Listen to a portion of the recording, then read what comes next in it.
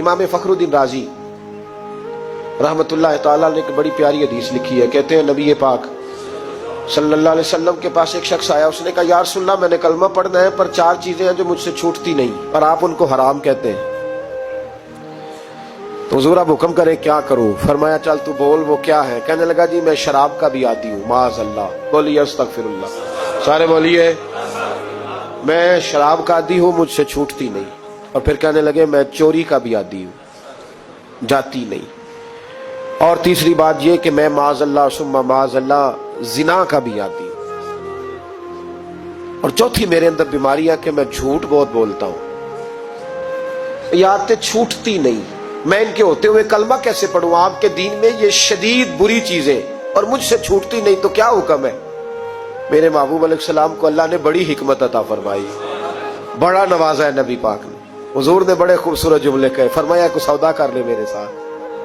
अर्ज की हुजूर हुक्म हो। फरमाया चारों में से एक छोड़ दे, कलमा पढ़ ले, सौदा कर ले। कहा हुजूर हुक्म करे कौन सी। सहाबा कहते हैं अब हम घूम रहे थे कि ये क्या बात है, चारों चीजें हराम में कतई है। हुजूर कहते एक छोड़ दे, मैं एक वादा कर। कहा या रसूलल्लाह हुक्म करे।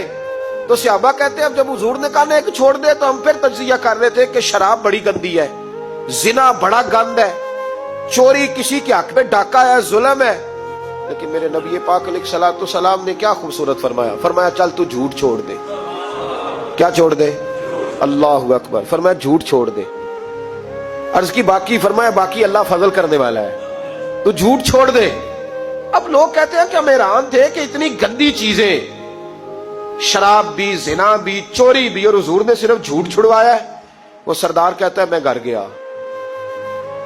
शराब की बोतल पे हाथ डालने लगा।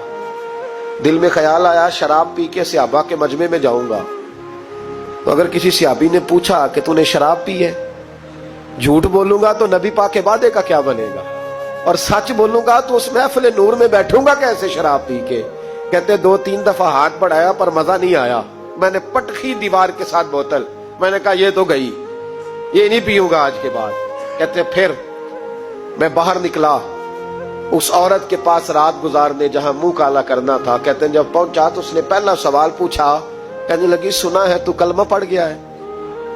कहते बस वजूद चकनाचूर हो गया। कहते बिजलियां दौड़ गई। मैंने कहा अगर झूठ बोलूं तो हुजूर के वादे का क्या बनेगा। महबूब ने कहा झूठ नहीं बोलना, अगर सच बोलूं तो फिर इसके करीब कैसे जाऊं। कहते वहां से भी लौट आया। अब मेरी जिना की आदत भी गई। अगली शाम हुई तो सामने माल पड़ा था एक आदमी का, वो आदमी काफिल था, उस पे हाथ डालने लगा। तो दिल में ख्याल आया ये सवेरे तफ्तीश भी करेगा, अगर पूछता पूछता मुझ तक आ गया कि तूने तो नहीं चोरी की, तो झूठ तो मैं बोल ही नहीं सकता, हुजूर से वादा किया है, और सच बोलूंगा तो मेरी आबरू क्या बचेगी। कहते शाम एक दिन में गया, अगले दिन की शाम हुई तो सिर्फ सच की आदत अपनाई, मेरा जिना भी गया, मेरी चोरी भी गई, मेरी शराब कबाब भी गए। कहते तीसरे जाके दरवाजा रसूल पे बैठा, सहाबा बाकी अपना काम करते रहे, मैं सिर्फ मुस्तफा का चेहरा तकता रहा। मैं बस चेहरा तकता रहा। देर हो गई तो एक सहाबी कहने लगे क्या देख रहे हो। तो मैंने कहा इस रसूल का कमाल देख रहा हूं, इस महबूब का कमाल देख रहा हूं। एक झूठ छुड़वाया है तो रब करीम ने मुझे सारे तकवे अता फरमाए।